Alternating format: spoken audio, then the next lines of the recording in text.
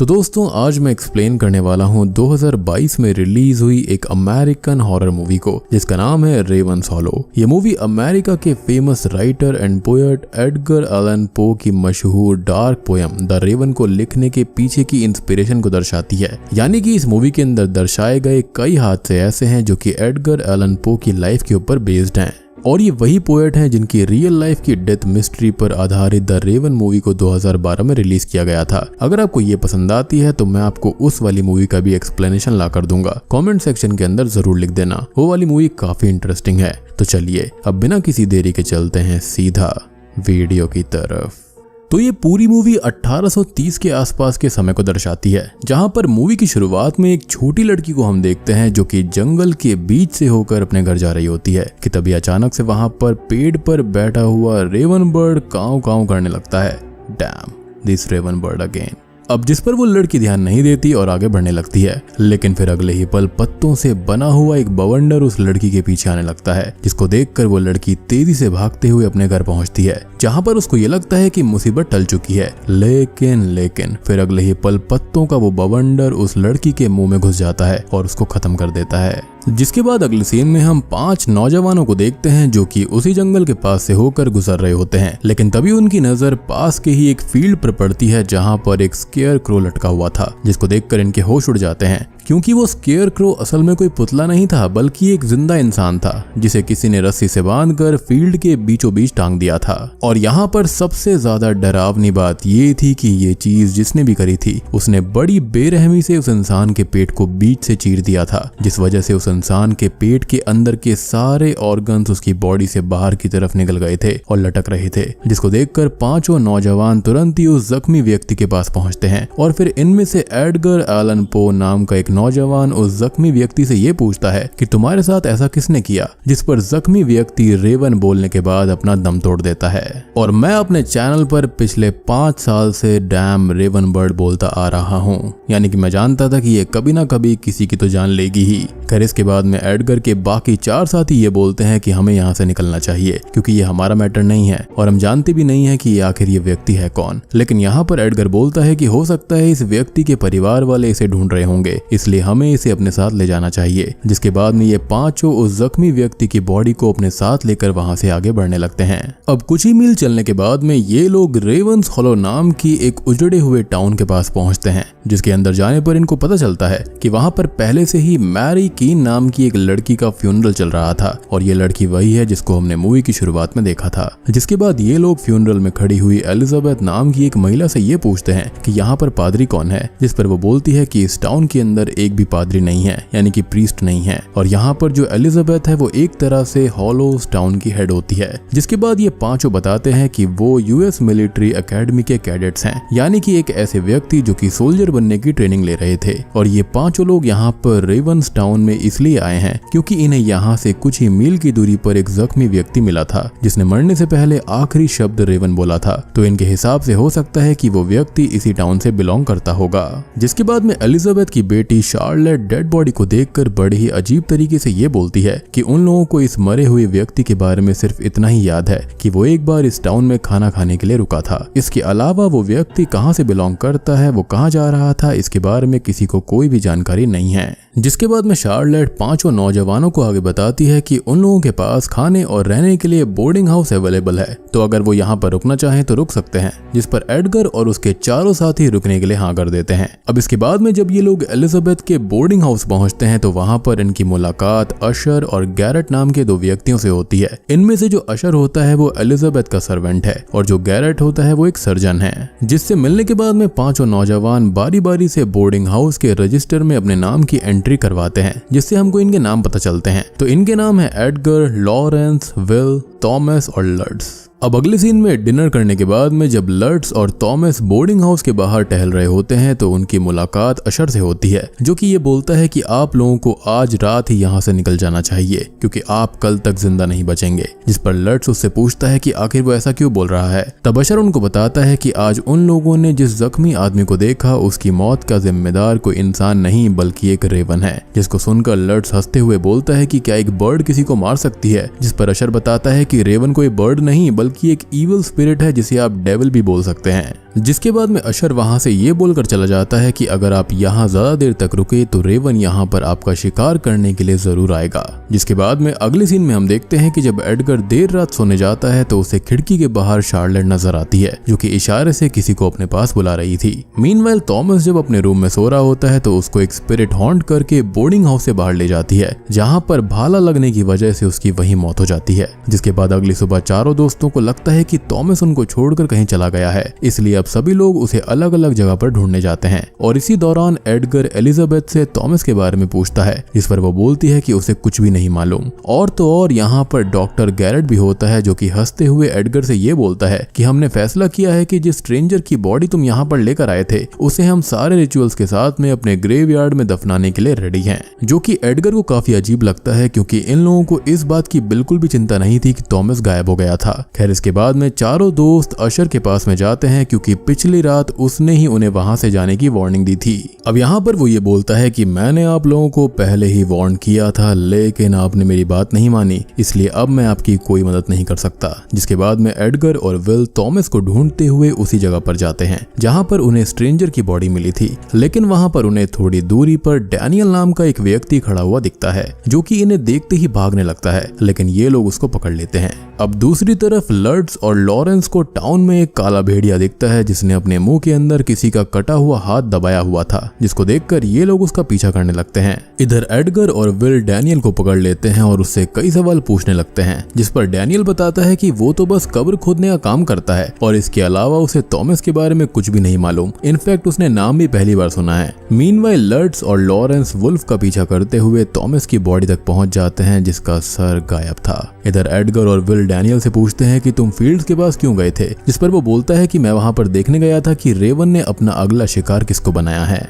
यानी कि इस टाउन के अंदर ये रोज का ही था। जिसके बाद में एडगर और विल वापस बोर्डिंग हाउस आ जाते हैं, जहां पर लर्ड्स और लॉरेंस ने पहले से ही थॉमस की बॉडी को लाकर रखा था, जिसे देखकर एडगर समझ जाता है कि जरूर किसी ने उसकी बॉडी को घसीटकर बोर्डिंग हाउस से बाहर निकाला होगा। जिसके बाद में ये लोग फ्लोर पर बने हुए घसीटने वाले मार्क्स को नोटिस करते हैं और फिर उसको फॉलो करते हुए कैबिन में पहुंच जाते हैं, जहां पर इन्हें फ्लोर के अंदर थॉमस का कटा हुआ सर मिलता है। जिसको देखकर एडगर अपने दोस्तों से ये बोलता है कि आखिर कोई डेविल होगा तो फ्लोर के अंदर कटे हुए सर को क्यों छुपाएगा, यानी कि उनकी नजरों में ये बात थी कि ये काम किसी इंसान का होगा। जिसके बाद में इनका शक सीधा सीधा अशर पर जाता है, क्योंकि इन्होंने सुबह ही उसे एक से एक लकड़ी काटते हुए देखा था और उस टाइम उसके हाथ पर खून भी था। जिसके बाद ये लोग उसे पकड़कर एलिजाबेथ के सामने ले जाते हैं, जहां पर डॉक्टर गैरेट भी होता है, जो कि ये बोलता है कि मुझे पहले बॉडी देखने दो ताकि मैं ये कंफर्म कर सकूं कि उसको एक से काटा गया भी है या फिर नहीं। लेकिन इसके बाद भी एडगर और उसके साथ ही अशर को स्टेबल में ही कैद कर देते हैं। जिसके बाद में डॉक्टर गैरेट रात होते होते ये कंफर्म कर देता है कि उसकी बॉडी को एक से नहीं बल्कि किसी और चीज से काटा गया था। लेकिन एडगर को इस बात पर बिल्कुल भी यकीन नहीं होता, इसलिए वो अकेले ही कुछ सोचकर वॉक पर निकल जाता है, जहां पर उसे ग्रेवयार्ड के पास में शार्लेट मिलती है, जो कि उसे रेवन की स्टोरी बताने लगती है कि सदियों से रेवंस हॉलो के अंदर रेवन के होने के बहुत सबूत पाए गए हैं और यहाँ तक कि उसने खुद भी रेवन को देखा है। जिसके बाद शार्लेट आगे बताती है कि कुछ साल पहले जब वो अपने पेरेंट्स के साथ पिकनिक पर गई थी तो वहाँ पर रेवन आ गया था, जो कि उसकी बहन लियोनोर को उठाकर ले गया। जिसके बाद में उसके फादर दुख में गुजर गए थे और उसकी मदर एलिजाबेथ को इतना बड़ा सदमा लगा कि उन्होंने इस रियलिटी को ही मानने से इनकार कर दिया कि उनकी कोई बेटी भी थी जिसका नाम लियोनोर था।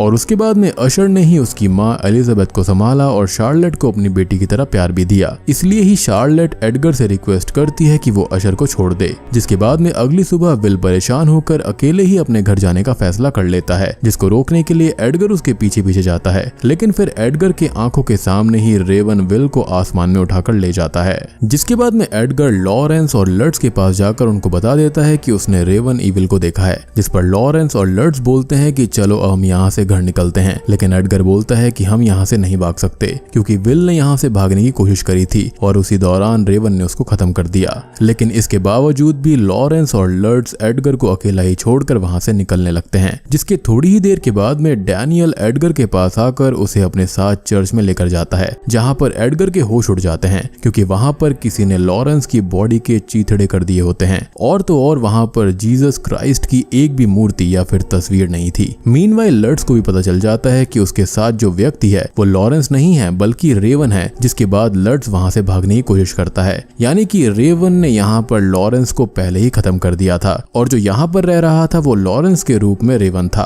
अब इधर एडगर वापस से एलिजाबेथ, शार्लेट और अशर के पास में जाता है और उनसे रेवन का सच पूछने लगता है, जिस पर वो लोग कुछ भी नहीं बोलते। जिस पर एडगर पूछता है कि आखिर चर्च के अंदर गॉड की और जीसस क्राइस्ट की कोई भी मूर्ति क्यों नहीं है। जिस पर अशर बोलता है कि जब फ्यूनरल होगा तब तुम्हें खुद ही पता चल जाएगा। जिस पर एडगर बोलता है कि मैंने चर्च की दीवार पर लगे हुए बोर्ड को पढ़ लिया था, जिससे मुझे पता चल चुका है कि यहाँ का पादरी मैथ्यू कीन था। और अब ये मैथ्यू कीन की स्टोरी क्या है तो ये हमको थोड़ी देर में पता चल जाएगी।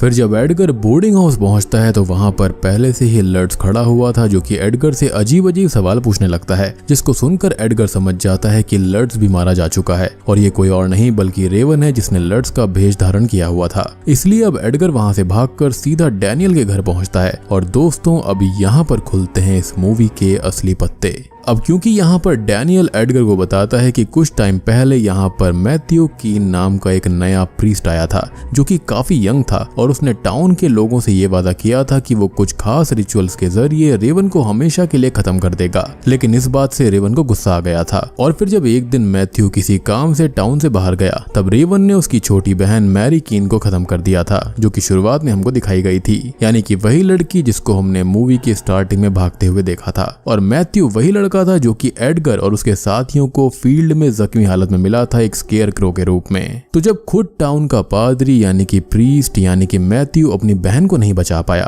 तब एलिजाबेथ और टाउन के बाकी लोगों ने यह फैसला किया कि वो रेवन के सामने मैथ्यू का सैक्रिफाइस ही कर देंगे, ताकि रेवन मैथ्यू का गुस्सा टाउन के बाकी लोगों पर न उतारे। यानी कि एलिजाबेथ और टाउन के सभी लोगों ने रेवन के गुस्से से बचने के लिए मैथ्यू को उसके सामने सैक्रिफाइस कर दिया था। आपको याद होगा कि मैथ्यू यानी कि उस स्केयर क्रो के पेट पे चीरा लगा हुआ था, तो वो कुछ और नहीं, वो यहाँ पर डॉक्टर गैरेट नहीं किया था, एज वो एक सर्जन था और ये काम वही कर सकता था। इन सभी लोगों ने उसको फील्ड के अंदर स्केयर क्रो की तरह एक सैक्रिफाइस की तरह वहां पर खड़ा कर दिया। और अब ये सुनने के बाद में एडगर डैनियल से बोलता है कि हमें रेवन को खत्म करना होगा, जिस पर वो उसको बताता है कि हमें इसके लिए काफी सावधानी बरतनी होगी, क्योंकि रेवन किसी का भी माइंड अपने कंट्रोल में ले सकता है और तो और वो भेष बदल कर रहता है, इसलिए उसे कोई भी पहचान नहीं पाता। जिसके बाद में डैनियल एडगर को अफीम मिली हुई एक ड्रिंक देता है, जिसको पीकर एडगर रेवन के रियल सेल्फ को देख पाएगा। लेकिन इस ड्रिंक को पीते ही एडगर को हल्का हल्का नशा होना शुरू हो जाता है और फिर इसके बाद में डैनियल एडगर को बातों ही बातों में ये बता देता है कि शार्लेट की कभी कोई बहन थी ही नहीं, बल्कि रेवन खुद उसे ही उठाकर ले गया था। लेकिन फिर वो कुछ महीनों के बाद में वापस घर आ गई। जिसके बाद में टाउन के लोगों ने उससे रेवन के बारे में कई सवाल किए, लेकिन उसने किसी का भी जवाब नहीं दिया। और यहीं पर डैनियल एडगर को बताता है कि उसके अकॉर्डिंग शार्लेट उसे पसंद करती है, जिस बात पर एडगर भी एग्री करता है। और फिर तभी एडगर के दिमाग में ये बात आती है कि शार्लेट ही एक लौती ऐसी इंसान है जो कि रेवन के पास से बिल्कुल सही सलामत वापस आई थी और उसने उसे अपनी बहन की झूठी कहानी भी सुनाई। यानी कि शार्लेट ही असल में रेवन हो सकती है। और क्योंकि शायद से वो उसको पसंद करने लगी है, शायद इसलिए ही कई बार मौका होने के बावजूद भी रेवन यानी कि शार्लेट ने एडगर को नहीं मारा। जिसके बाद में एडगर और डैनियल सीधा फ्यूनरल वाली जगह पर पहुंच जाते हैं, जहां पर एडगर एकदम नशे में डूब चुका था और फिर उसे नजर आता है कि शार्लेट नहीं बल्कि एलिजाबेथ रेवन के रूप में है। जी हाँ। जिसके बाद में एडगर एलिजाबेथ को गोली मार देता है और उसके गोली मारते ही एलिजाबेथ अपने रेवन वाले असली रूप में आ जाती है और सबको दिखाई देने लगती है। जिसके बाद डैनियल भी उसे गोली मारने की कोशिश करता है, लेकिन वो डैनियल को खत्म करके वहां से उड़ जाती है और फिर इसके अगले ही पल में शार्लेट एडगर को फावड़े से मारकर बेहोश कर देती है। जिसके बाद अगले सीन में जब एडगर को होश आता है तो वो खुद को अशर के कार्ट में बंधा हुआ पाता है। एडगर अब उससे पूछता है कि आखिर वो ऐसा कर क्यों रहा है, जिस पर अशर अपने सारे गुनाहों को कबूल करते हुए ये बताता है कि उसने ही मैथ्यू कीन को मारने में रेवन की मदद करी थी और फिर जब रेवन ने थॉमस और लॉरेंस को मार दिया था तब अशर ने ही उनकी बॉडीज को जानबूझकर काटा था ताकि वो एडगर को डिस्ट्रैक्ट कर पाए। यानी कि एडगर की थ्योरी बिल्कुल सही थी कि ऐसा डेविल नहीं कर सकता, तो यहाँ पर ये इंसान नहीं किया था लेकिन रेवन के कहने पर। जिसकी वजह पूछने पर अशर बताता है कि वो शार्लेट को प्रोटेक्ट करके के रखना चाहता था, क्योंकि शार्लेट और रेवन की किस्मत आपस में जुड़ी हुई है और शार्लेट रेवन से बेइंतहा मोहब्बत करती है। लेकिन सबके मरने के बाद भी एडगर अभी तक इसलिए बचा हुआ है क्योंकि शार्लेट उसे लाइक करने लगी थी। इसलिए रेवन ने शार्लेट की खुशी को ध्यान में रखते हुए एडगर को नहीं मारा। लेकिन अब क्योंकि एडगर को सब कुछ सच पता चल चुका है तो इसलिए अब अशर को उसे भी रेवन के सामने सैक्रिफाइस करना होगा। और यहाँ तो मुझे ऐसा भी लगता है कि शायद से फादर मैथ्यू कीन को भी सारी सच्चाई पता चल गई होगी, इसलिए उसको भी सैक्रिफाइस कर दिया गया। जिसके बाद में अशर एडगर को फील्ड के बीच ले जाकर उसी रैक से बांध देता है जहां पर उसने मैथ्यू को बांधा था। और फिर इसके बाद में अशर एडगर के उसी ओपियम यानी कि अफीम वाली ड्रिंक को पीते हुए अपने घर लौट आता है। मीनवाइल फील्ड के अंदर एडगर का हॉर्स वहां पहुंच जाता है जो कि उसे आजाद कर देता है। जिसके बाद वो सीधे एलिजाबेथ के घर जाता है जहां पर वो देखता है कि अशर पागलों की तरह डांस कर रहा था और उसने अपने प्यार में एलिजाबेथ को खत्म कर दिया होता है। यानी कि जब एडगर ने एलिजाबेथ को रेवन समझकर गोली मारी थी तो वो रेवन था जिसने एलिजाबेथ का रूप लिया हुआ था, और जो असली एलिजाबेथ थी वो अशर और बाकी लोगों की तरह एक नॉर्मल ह्यूमन थी। यानी कि यहाँ पर अशर एलिजाबेथ से बहुत प्यार करता था। यानी कि यहाँ पर अशर पूरी तरह से पागल हो चुका था और शायद से रेवन ने उसे एलिजाबेथ को मारने के लिए कहा होगा। खैर यहाँ पर अशर एडगर को भी मारने जाता है, लेकिन तभी अचानक से उसे होश आ जाता है, जिसके बाद उसे बहुत बड़ा झटका लगता है कि उसने अनजाने में अपने ही प्यार एलिजाबेथ को खत्म कर दिया था। इसलिए अब अशर अपना ही गला काट कर खुद को खत्म कर लेता है। अब एडगर सीधा शार्लेट के पास जाता है जो कि दूसरी रूम में छुपी हुई थी। एडगर उसे बोलता है कि अगर तुम जानना चाहती हो कि सच्चा प्यार क्या होता है तो मेरे साथ चलो, जिस पर शार्लेट उससे पागलों की तरह बिहेव करते हुए बोलने लगती है कि तुम क्या जानो सच्चा प्यार क्या होता है, और सच्चा प्यार तो रेवन मुझसे करता है। लेकिन एडगर उसकी एक नहीं सुनता और उसे अपने साथ हॉर्स पर बैठाकर ले जाने लगता है। जिसके बाद एक खास लोकेशन पर पहुंचकर एडगर हॉर्स से नीचे उतर जाता है और बड़े ही खूबसूरत तरीके से शार्लेट से अपने प्यार का इजहार करता है कि जब मैंने तुम्हें पहली बार देखा था तभी मुझे तुमसे प्यार हो गया था, लेकिन प्यार का असली मतलब तुम या रेवन नहीं समझ सकते हो, क्योंकि प्यार का असली मतलब किसी को कैद करना नहीं बल्कि आजादी देना होता है। और फिर इतना कहते ही एडगर शार्लेट को पीछे की तरफ धक्का दे देता है जहां पर रेवन आकर शार्लेट को उठा ले जाता है। यानी कि उसने रेवन के लिए शार्लेट को दूर कर दिया। वो यहाँ पर यही दिखाना चाहता था कि प्यार मतलब होता है कि उसको दूर जाने दो, सच्चा होगा तो लौटकर जरूर आएगा। जिसके बाद में अगले सीन में हम देखते हैं कि एडगर को यूएस मिलिट्री एकेडमी से डिस्चार्ज कर दिया जाता है और इस तरह से वो एक सोल्जर से पोएट बनने के रास्ते पर चल पड़ता है, जहाँ पर वो अपनी सबसे फेमस पोएम द रेवन को लिखने की शुरुआत करता है। और मूवी के फाइनल सीन के अंदर हम देख पाते हैं शार्लेट को, जो कि काफी फ्रेश लग रही थी और उसको सच समझ आ चुका था कि सच्चा प्यार उससे कौन करता था, जो कि रेवंस हॉलो टाउन की तरफ बढ़ रही थी। और बूम, इसी के साथ में ये मूवी यहीं पर खत्म हो जाती है।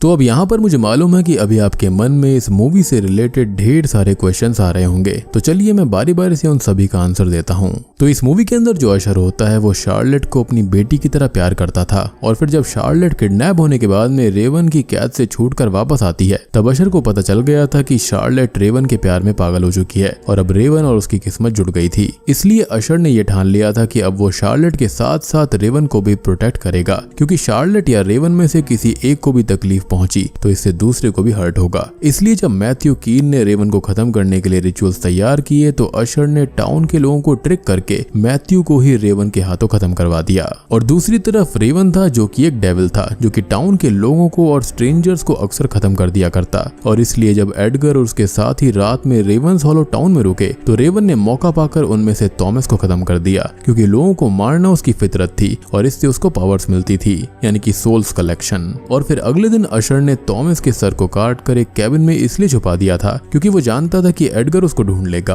और फिर वो लोग खूनी का पता लगाने के लिए टाउन में एक दिन और रुकेंगे, जिससे रेवन को शिकार करने का एक और मौका मिलेगा। और रही बात कि अशर ने पागलपन में अपने प्यार यानी कि एलिजाबेथ को क्यों खत्म कर लिया, तो आपको याद होगा कि एडगर को रैक से बांधने के बाद में अशर ने उसका ओपियम यानी कि अफीम वाली ड्रिंक पी थी, तो उसी अफीम वाले ड्रिंक के नशे में ही अशर ने एलिजाबेथ को खत्म कर दिया था। तो उम्मीद करता हूँ कि यहाँ पर आपको मूवी पसंद आई होगी। पसंद आई है तो वीडियो को लाइक कर देना, चैनल के ऊपर नए हैं तो सब्सक्राइब कर लीजिए, और अगर आप चाहते हैं कि मैं 2012 में आई द रेवन मूवी को भी एक्सप्लेन करूं तो बता देना, वो भी काफी इंटरेस्टिंग मूवी है। तो मैं आप सबको मिलता हूँ अगली वीडियो के साथ में, तब तक के लिए